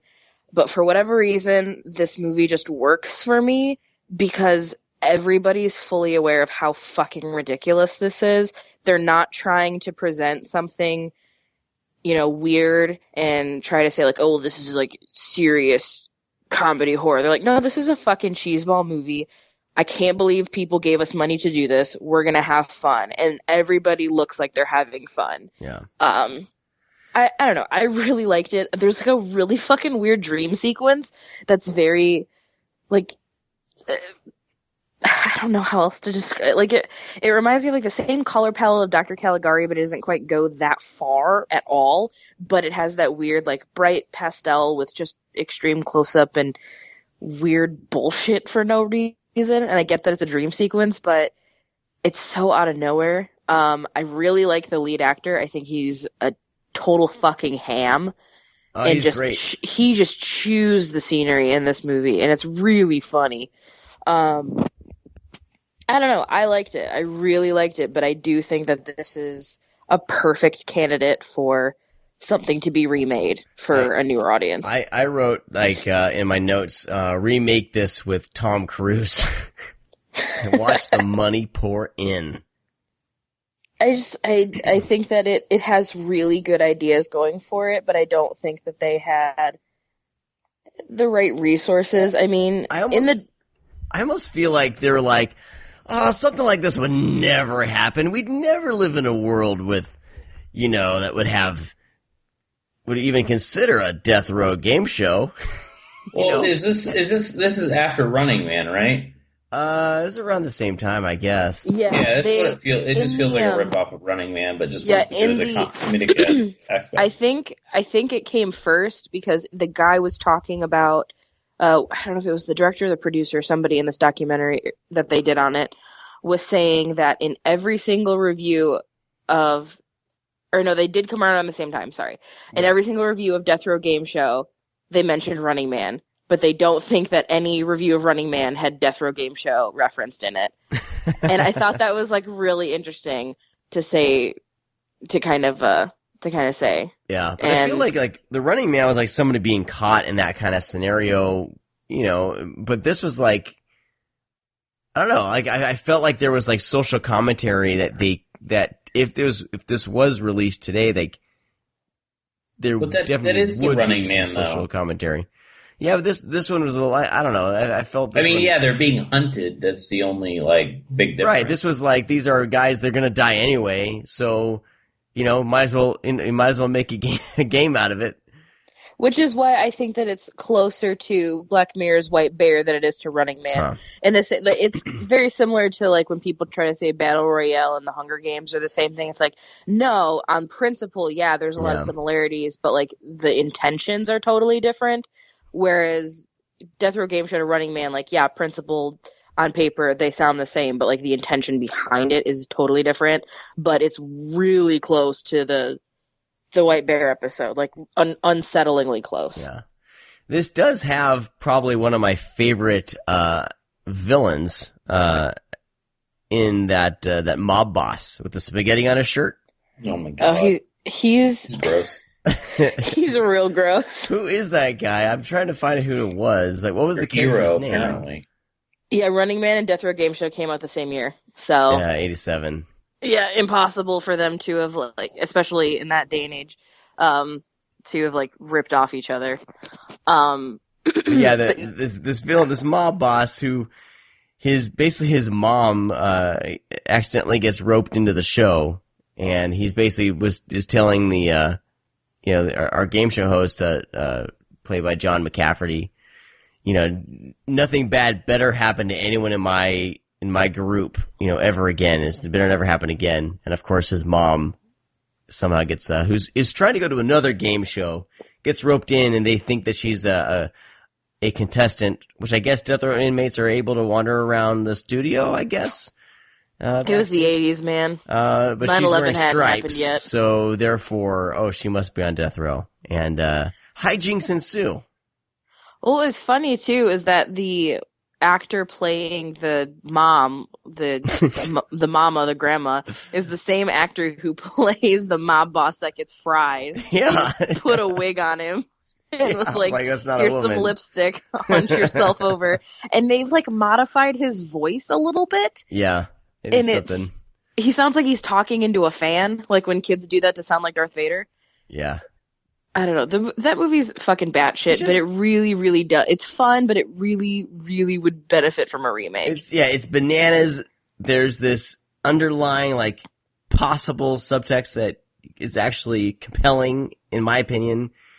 And, but I feel like they didn't really know what to do with it. And they made it more comedic. But I would love to see a remake of this. And by the way, Black Mirror, I just started watching it. I'm only 2 episodes in. Holy shit. Dude, where you been? I don't know. I just haven't watched. I didn't realize it was like an anthology type series.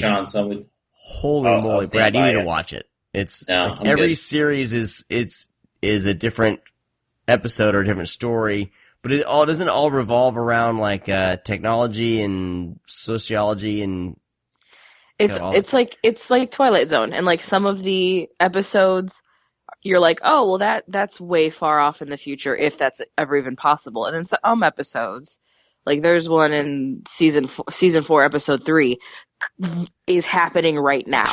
That's what I hear. Like I need to. Like the news came out the other day, and I was like, "Holy fuck!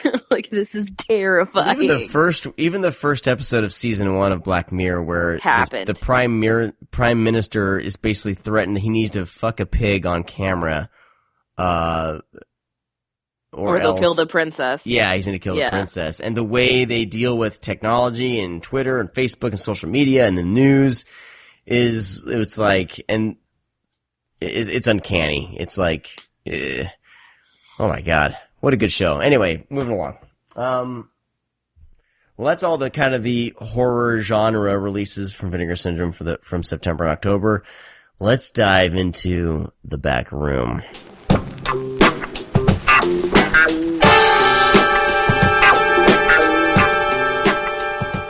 Cue moany sounds. Oh my god. So, the big one they released on Blu-ray that I want to talk about first would be China Silk. Did you actually watch it? I did not. I do not. I do not receive the porno titles for review. Oh man, I was really excited for a second, thinking that you actually finally watched one of the porns. It's to be honest, really, it caused some uncomfortableness with family stuff here in the house, and kind of so it's just kind of like for me Because they're not family movies. You don't watch them with the family, Sean. There's just, some things in my house. Sean tried to put on China Silk for the family when they were over. Yeah. No wonder Noah's always crying whenever we hear him. God. It just makes it easier to avoid that. I'm not, I don't seek those out anyway, but that's why I got you guys. You guys are, these will be discussed. The porn hustlers? Huh? The porn hustlers. The porn hustlers. Yeah. China and Smut Silk peddlers. was actually something that I was curious about. So, tell me about it, you guys. Get me all hot and bothered. Well, you can let BJ do it. I wasn't a huge fan of this one either. But, cause this was more or less kind of a... Same director as Trashy Lady, right? Steve Scott. Yeah, yes. Steve Scott, yeah. Which I see with my porn, I like a little bit more of a story. I mean, there is somewhat of a story going on in this, but it's more or less kind of just a straight up porno. And that's something that kind of, I don't know, it doesn't really... It's trying to marry the world between adult film and like a drug crime movie, which was pretty popular in the late 70s, early 80s. So they're trying to like bridge the gap by saying like, do you know what dudes like? Porn. Do you know what else dudes like? Drug and crime movies. Let's put them together. But the drug and crime movie, like the porno aspect of the movie, pretty great. The drug and crime storyline, it just feels like they had an idea of like what would be in a how to do a crime movie for dummies tutorial and then wrote a script around that. So it's really it's really not that great as far as like the actual movie, but the porn content is fucking awesome. Yeah, I mean it is a porno, and there's not a lot of music that's playing behind it. There's because a lot of those films, they take out any moaning or anything like that, but there's a lot of moaning and not a lot of soundtrack behind the sex scenes. But I didn't know Peter North was in it. Peter North shows up. He's not really credited in the beginning, but he's in the film. I thought that was kind of interesting. I mean, it looks nice too, which is something that you want with your pornographic restorations. But no, it does really, really look nice. But as far as it's got a hilarious open scene with Harry Reams, when it's just like, obviously he's shooting it in the backyard of probably the director's house, and he just like falls down and acts like he gets shot. I laughed. But yeah, wasn't a huge fan of it. I thought the whole, not espionage, I mean, what would you call it? Just kind of like trickery? Like, I don't even know what you really... It's like, this is what we think should happen in this movie, but we're not entirely sure. You're just gonna be sneaking around. Yeah, they just, it's a lot of sneakiness, and then, I mean, obviously what's happening, and, it all comes to at the end with, kind of the so-called twist, and that's it. I mean, it's definitely more or less, a cheap porno. They don't really try to do anything other than that. Because I like stuff like even though Trashy Lady is very much like a porno, at least like the setting, and they are trying to make some noir like fucking 50s 60s movie, which I can appreciate, kind of from that like aesthetic. I enjoy that, or something like Prisoner of Paradise, the Bob Chin war, Nazi war movie. They're trying to make something that's intriguing and kind of hold your attention. This is more or less just a porno. So yeah, definitely not my. All right. definitely not my bag on this one. Sorry to burst your bubble there, Man. Sean.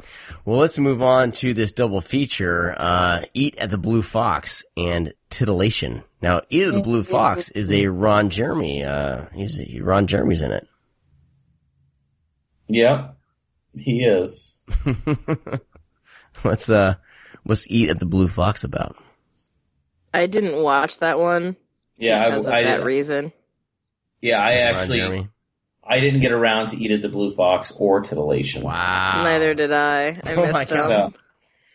But, I mean... There's only so much porn I can watch in like 3 days. Now, did you avoid it for sure, like you saw that Ron Jeremy was in it and you were kind of like, ugh? I mean, I'll watch Titillation. I will eventually watch Eat at the Blue Fox, but he as a person is so repulsive to me. Like, not even, like, I don't give a shit about how big his dick is or porn or any of, like, none of that is what makes him gross to me. Just him as a person, like, I just look at him and I feel like I can smell him and it's not a good thing.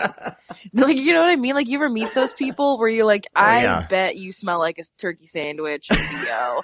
And I think, like, that's how I feel when I look at Ron Jeremy. I would say like old Swiss cheese and possibly he smells like ham what I that's bet been like left out. He probably smells like what I think the floor of a bodega like would taste like. Just fucked up, man. I don't know I know why he had a career, but he was the everyman, only with a big dick. That's kind of how all these guys were, though. I mean, anybody from the 70s and 80s, they were the everyman. Like, we didn't have, like, they didn't try to get, like, you know, quote unquote good looking guys for anything. They just got what they could they didn't matter. They just needed bodies. Yeah. But God, like, have some standards, man. He's so gross. Ugh. I want to meet somebody out there. Like, if you are sincerely and genuinely, like, really fucking turned on by Ron Jeremy, hit me up on Twitter because I need to pick your brain and figure out who hurt you in life. Ugh, he's so I don't think it's anybody. I think it's that, you know, it's equivalent to who's the Drop and Loads guy? Oh. Oh shit! Nick Manning. Nick Manning, yeah.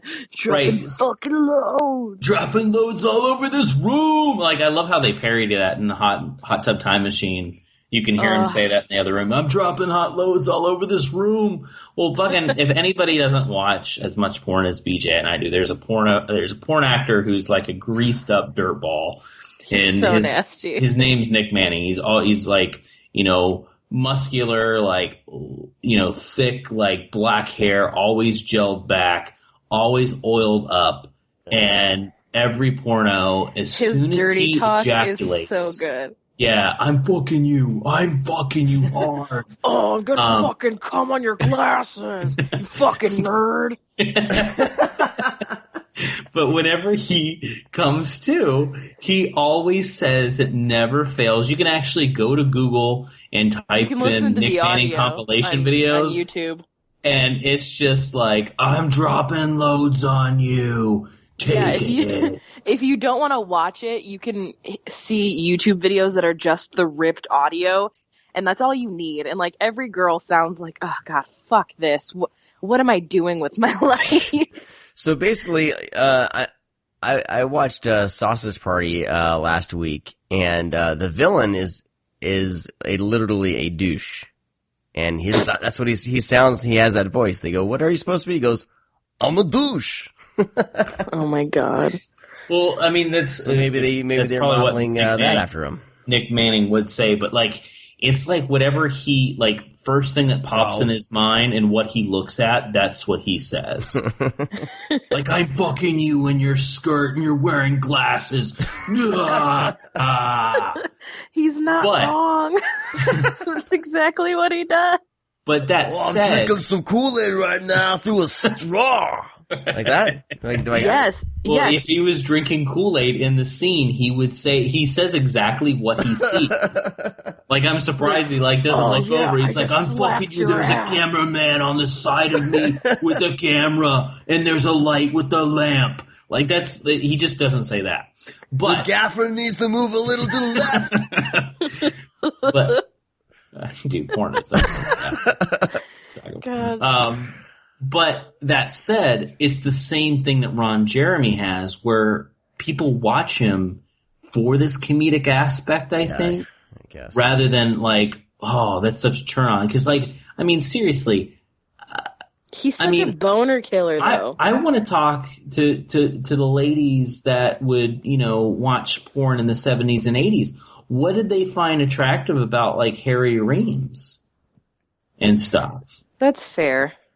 It's kind of the same thing. Like, I don't think, these guys aren't good-looking guys. No. They were just bodies. But, I mean, women watched porno, too. Yerp. So, exactly what was in it for them? Because to me, that's a turnoff. I don't know. That's just me. Yeah, Because if I watch porno, I don't want to watch fucking, Ron Jeremy. Like, I'm the straightest guy in the fucking world, but I'm going to choose what guy I want to see, too, because I don't want to see fucking Ron Jeremy or Nick Manning fucking talking about dropping loads all over the room. Like, I want to see, that guy, he seems nice. He's not going to say anything. That doesn't get you off? This guy seems like a guy that someone should go and see their mother and meet the family. Does this guy talk? No, he doesn't talk. Like, I might invite him over for a turkey sandwich. Like, that's fine, and we'll talk about the scene. It'll smell like Ron Jeremy. All right, ham sandwich. All right. But, hey, we're in the fucking back room. We can talk whatever the fuck we want right now. All right. Well, there's other movies to talk about in the back room. Bro, we got stuff to talk about, bro. Well, is Nick Manning in any of them? No. God, they should do that. They should just get a compilation of Nick Manning's greatest drops. Just it's every scene he's ever done. And he's still making movies today. I don't understand how he's still alive. Dude. You'd think if you dropped that many loads, you wouldn't be able to live. Well, it's like, hey, Sarah, we got a job for you. It's going to be your break. You're going to be working with someone. Well, who is it? It's Nick Manning. Obviously, we know who Nick Manning is. The people in the porn industry have to know who Nick Manning is. Do you think there's an eye roll, or it's like, oh, okay, that might be fun? He'll drop loads on me. I think he's probably at this point a rite of passage. Not like a rite of passage as in you're so honored, but rite of passage is oh, you think you can hang in this industry? Let's see if you can hang in this industry. How has Sarah's a bitch. Put her with Nick Manning. Hazing. How has nobody done a porn parody of Empire Records? With Nick Manning? Nick Manning Day. It's Nick Manning Day. Holy shit. Dude. Oh my fucking god. Somebody do that. I need to contact Joanna Angel immediately. Be like, I figured out your next parody. Nice. It's Nick Manning Day. And fucking Nick Manning plays Nick Manning. He's got to. Oh my god. This shit writes itself. Not today. Not a Nick Manning Day. Just Ethan Embry shows up for no goddamn reason. I don't get to drop loads today? What the fuck is happening? You get to drop loads tomorrow, Nick. Okay. And just a girl pretending to be Liv Tyler just tries to seduce him, and then he just drops loads. Yeah. Ethan Embry does need to make an appearance, even if it's just a walk-on, But, oh my god, that'd be amazing. All right, moving right along here to the final thing that we'll talk about in this segment. Now, they've been doing these kind of DVD box sets that are pretty well put together, pretty awesome. They did that all night at the Pono and dude, what a missed opportunity! All night at the Pono too. I know. So they're doing their second storefront theater collection, the Bizarre Art Theater. That's right, Sean. You tell them. So they did not send this to me. Well, it's porno. Because it's porno. 3-disc DVD set. I mean, it's funny because I'm reading the synopsis and it says like ghosts, goblins, and fiendish killers. I'm like, oh, and then I read up, with dick, nubile starlets and come deadly, and I start reading the titles: Rites of Uranus, House of God, Rites of Uranus. That movie. There's a fucking Dr. Sexual and Mr. Hyde. Someone gets stabbed in the butthole with the fucking candle. Did you guys check these out? I did. I like the. I didn't get. collection. I didn't get through all of them. Would it be? There's only so much time for porn. Okay, so did you watch The Geek though? No. Oh my God, BJ, you'll have fucking nightmares. Why? Oh my God, it's I'm so nervous now. It is. Give us a rundown of the greatest hits. Why should people check this set out, Brad? Well, I think because I really was a big fan of All Night at the Pono. Like you're not going to see glamorous porn by any means, but you're going to see some weird fucking shit. And I thought that All Night at the Pono was weird. I love saying that. Was weird, but this fucking takes the fucking cake and eats it and then comes it out. Oh my God. So, like, The Geek. Let's start off with The Geek. I think that's the 7 p.m. Show on the first disc. All right, so The Geek is a Bigfoot movie that should tell you right then and there what the fuck where I'm going with this. So a bunch of quote unquote scientists hike up to basically someone's backyard that looks like it's supposed to be a mountain and fucks. And they're doing scientific experiments by fucking. And then Bigfoot shows up, and he rapes people. Oh, dear God.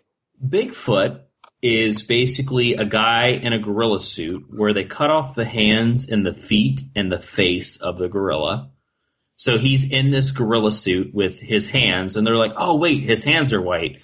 Hey, go play in the dirt. And that's what this guy looks like he did. And they're like, oh, wait, we got to have a place for his dick. Does anybody have any scissors? No. Well, let's just rip it open near the dick area. Oh so his dick God. just flops around. So he has like a ripped fucking suit near his dick. And he's, rapes these ladies. And while the guys just watch in amazement that this is actually happening. But he's covered in dirt and he's touching these people and putting his fingers in places, and then he dips his fingers in, and then his hands come out clean, and it's like, wait, you have dirt in your vagina now. Like, why are you actually making this? I'm really glad that I missed that one. So, like, I'm watching this, and I'm like, wait a second. Like, porn is one thing, but this is just extremely unsanitary. Like, who is getting off on this stuff? So anyways, The Geek is just chilling because I was like, there's a lot of fast forward. Well, you started thinking about the sanitary conditions. Oh, God. For one thing, and that's obviously, like, you're not thinking about that during one. And then I jumped into Rites of Uranus. Oh, God. There's a lot of butt stuff. But there's a candle lit, and it's in some. I need to take that sound clip and use that again. A lot of butt stuff. I need to isolate that quote. But yeah, it's a movie about, buttholes and satanic rituals and anal. I mean, we are in Trump America, and that is where buttholes lead, is just to Satanism. So, hey, and he grabs some pussy. And then I watched The Scorpion. God, I hate everything. Anyway, continue. So The Scorpion is really awful, aside from a glorious moment. And I don't know if any porno has ever done this, but I fucking cracked up.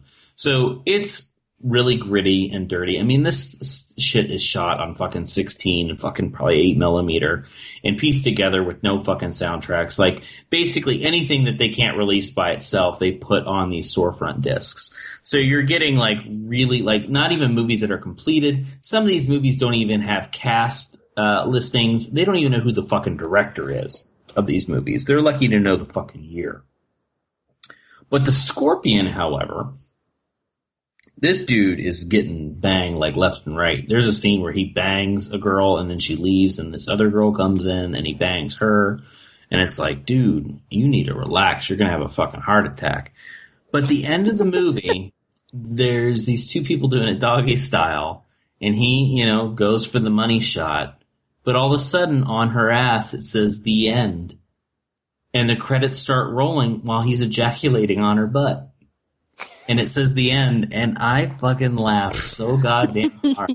I thought that shit was hysterical. That needs to happen in every movie from now on. So that new remake of The Mummy coming out with Tom Cruise, that shit better end with the money shot on the booty that says the end. That's all I'm saying.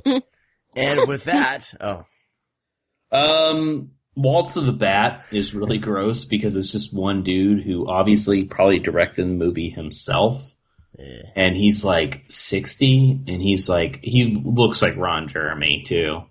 And he's just having the best day of his life. Dr. Sexual and Mr. Hyde is just like everything looks super unsanitary in these movies. Like, I mean, because it probably was. Yeah, that's the thing. Is like you have these like pornos from the 70s and 80s that, there's a lot of grit and grime, but not in the sense of like what's around you. They just, the people are, very, very hairy, like a lot of hair. There's a lot of sweat. Everything's just sticking to you. Yeah, it looks like it's really sticky, but that's fine. But then there's the movies where the whole set looks gross. And if you ever want to know why a lot of porn actors have sex with socks on or shoes, there's a reason behind that, people. And they're not doing it because don't of the foot have fetish. sex in a movie theater at all. Yeah, there's a reason why they wear socks and shoes, and it's not a foot fetish thing. Sometimes it is. But that's because this fucking floor is gross. Because 10 other scenes were filmed on that couch before yours.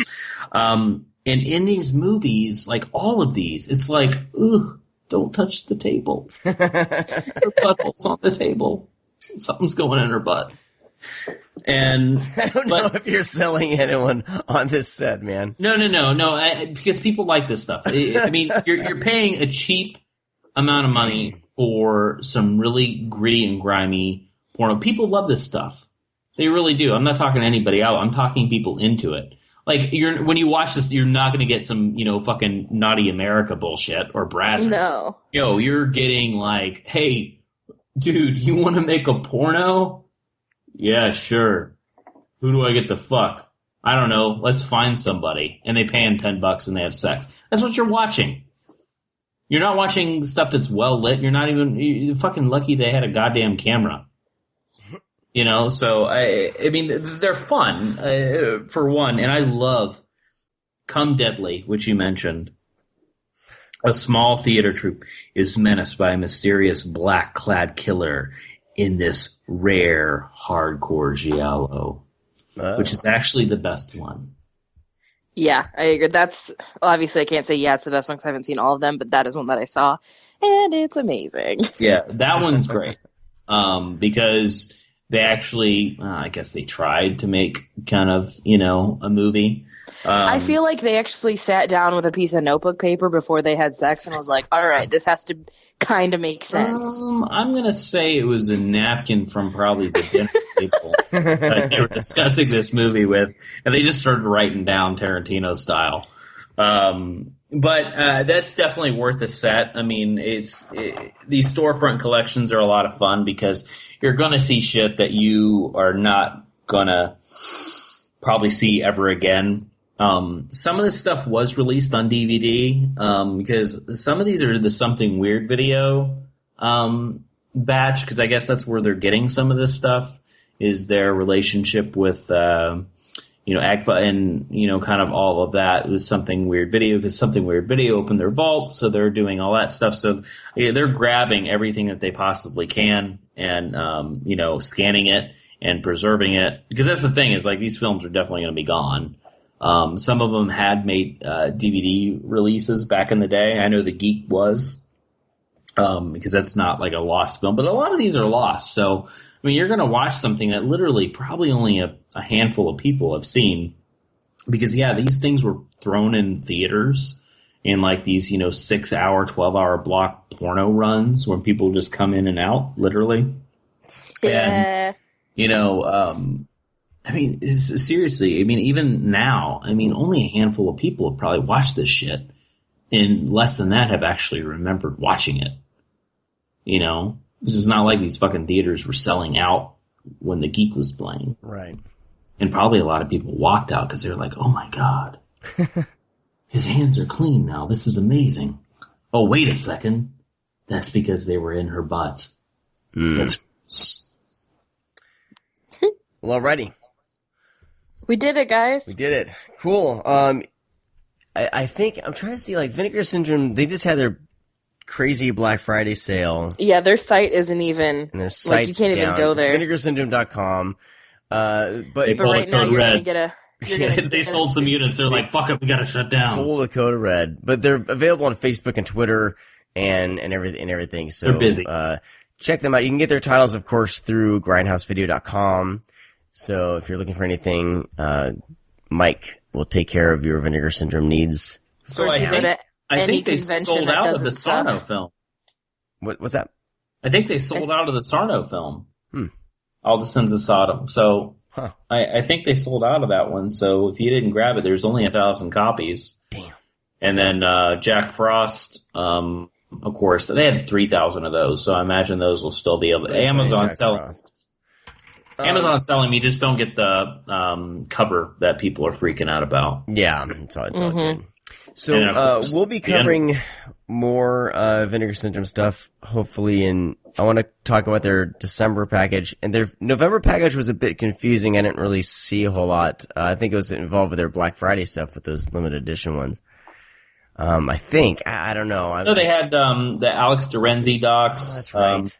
They had Death Machines. They had Taboo 2-3. Okay. The limited editions weren't part of the... part of that. Okay. I was going to try to check on their site, but their site was down. So we had, the Undertaker, which there's a fun little story behind that with me. If you have the Undertaker Blu-ray and you open it up and go to the booklet, you see a special thanks to, yours truly. What? So well, we should save that for when it comes out. There's a fun story behind that one. Cool. But yeah, what was the other one? It was Death Machines, the Alex Dorenzi flicks. I think there was 5 in that that block. I'm still waiting for mine to arrive. Hopefully they didn't start hating me and just... You're not watching the porno. Yeah. Maybe start watching porn. All right. Well, that's going to do it for this week's show. Give Vinegar Syndrome some love. They're one of those, whenever people ask me, like, what are some labels that I can confidently blind buy, like, especially horror titles, I always say, Vinegar Syndrome and Arrow, are two, companies that you can feel safe blind buying. But, Vinegar Syndrome has become one of my favorite labels over the past few years, and of course introduced to me by Brad. So, thank you, Brad. You're welcome. Check out Coffee Shop of Horrors. They will give you a discount on their website if you use the code ScreamCast. And of course, buy your shit through grindhousevideo.com. Only Grindhouse Video. Check there first. Fuck Amazon. Huh? Yeah, I mean, yeah. I always check there first, for sure. Hey, I'm saying that, Amazon's talked about a lot, but, I mean, if you wanted to talk about those fucking Arrow titles being on sale, fucking Mike had the cheapest. Oh, man, this was a sale... it was an awesome sale that he had going on. It's over now, but it's all over. It lasted a whole month. If you didn't pick up something, then something's wrong with you. I got some shit. All right. Go to thescreamcast.com/sponsors. Find all of them there. Of course, you can check us out at the website. All of our social media links are there as well. And drop us a line. Click on the contacts page. Drop us a line and let us know what you think of the show and all that bullshit. We are selling pins. We are running low on the oily pins, so grab that while you can. And of course, those are over on the store link on the website. otherwise, we'll talk to all you guys next time. Yes. Yeah. Yeah. Bye-bye. See ya. Bye. Oh, don't tell me you're leaving. The party's just begun.